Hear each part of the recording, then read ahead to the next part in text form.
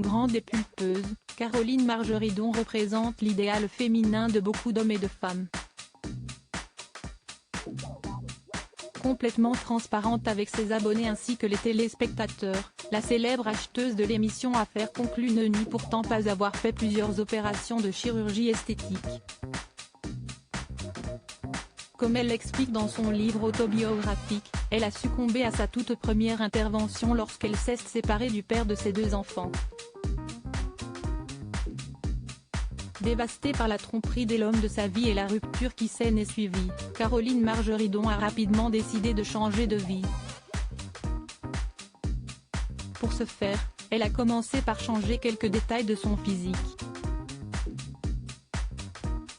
J'ai commencé le botox à l'âge de 33 ans, et vous savez pourquoi ? On venait de se quitter, le père de mes enfants et moi, et, dans ces cas-là, on a envie de tout changer.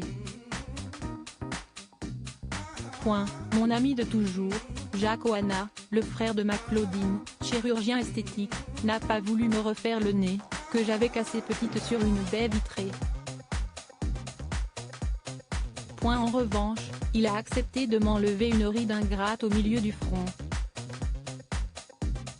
Elle n'est jamais revenue depuis, je ne sais pas ce qu'il a injecté comme produit, explique-t-elle dans les pages de son livre intitulé Libre. Je veux juste bien vieillir après ses premières injections. Caroline Margeridon succombe aux vraies opérations et commence par faire refaire sa poitrine. Depuis, il a refait mes seins à 54 ans.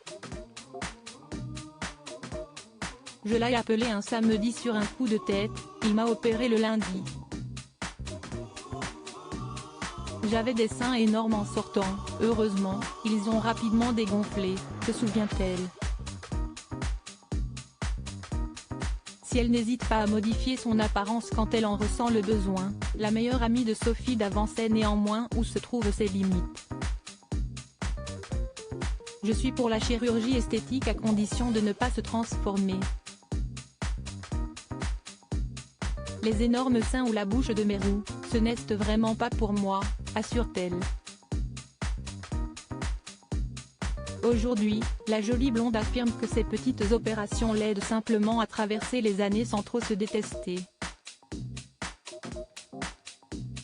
La dictature de la beauté ne me touche pas, je ne veux pas avoir l'air d'une minette, et encore moins d'une bimbo, je veux juste bien vieillir, comme nous tous j'imagine, conclut-elle.